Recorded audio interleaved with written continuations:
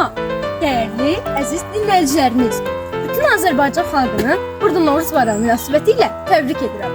İlk öncə Yuxarı Nüvədi Tam Orta Ümumi Təhsil Məktəbinin direktoru başda olmaqla Ramiz müəllim və bütün müəllimləri Novruz bayramı münasibətilə təbrik edirik. İndi isə bizim burada yığışmağımızda məqsəd odur ki, biz kəndimizdə Novruz sorğusu adlı sorğu keçiririk.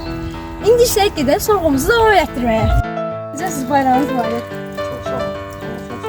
Biz Novruz bayramı haqqında sorğu keçiririk. İstəyirik siz də bizim sorğumuza iştirak edəsiniz. Sizin düşüncənizə görə Novruz bayramı qədim dövrlərdə daha yaxşı qeyd olunub, yoxsa indi? Qədim. Nəyə görə deyirsiniz? Buna görə o vaxt hər şey var idi. Kolun dəhri var idi. Kolun dəhri yox. Çox sağ olun. Allah sizi saxlasın. Sağ olun. Bir daha bayramınız var. İndi isə Yuxarı Nüvədi Məktəbinin köhnə məzunlarından olan Hüseynova Nurayın müsahibəsini götürək. Görək o Novruz bayramı haqqında nə düşüncələrə sahibdir?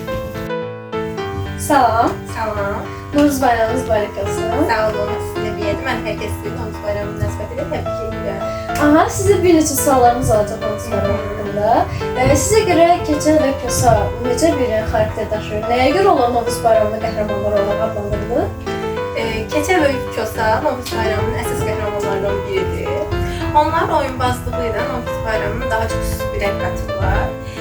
Əsasən Keçəl və Kosa oyunbazlığı ilə qışla yayın mübarizəsini özündə əks etdirir. Belədir ki, qış yerini yaza vermək istəmir və Keçəllə Kosanın belə məzəli bir obrazları ortaya çıxır və qış artıq yerini yaza təhvil verir. Beləliklə yaz başlayır və Azərbaycan xalqı artıq Novruz bayramı qeyd etməyə başlayır.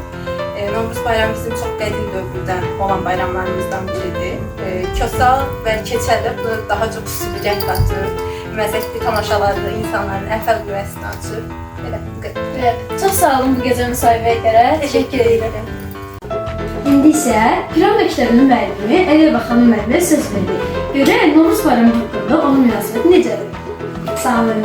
Salam, necəsiniz? Novruz bayramınız var. Çox sağ olun, sizdən bayram, necə də bayramlara, gələn günləriniz xeyirli olsun inşallah.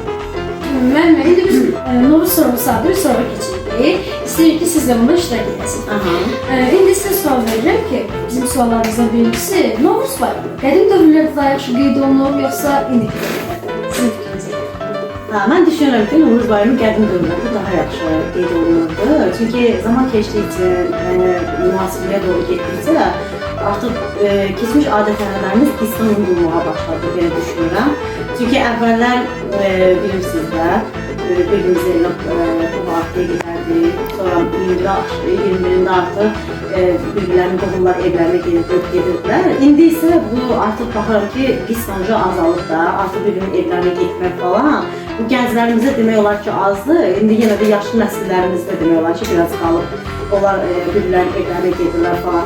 Əslində Novruz bayramını ən gözəl edən elə o insanların bir-birinə olan mehribançılığı, birbirlərinin evlərinə getmələri və bir yerdə yığışıb, süfrə başında yığışıb, çay içmələri falan düşünürəm ki, onda daha maraqlıydı. Amma indi yox, indi o qədər tam deyim, o gözəl abu-hava ilə o qədər də qeyd olunmur. İndi isə keçirik ikinci sualımıza görə. Sevdiyiniz 3 adət haqqında bizi danışa bilərsiniz? Sevdiyim 3 adət, ən çox sevdiyim 3 adət ən birinci Novruz bayramının rəmzi olan tonqal olmaqdır. Ən çox sevdiyim yəni. Sonra səməni düzəltmək. Bayrama 2 həftə qalmış falan artıq bilirik bütün evlərdə səməni düzəltməyə başlayırlar.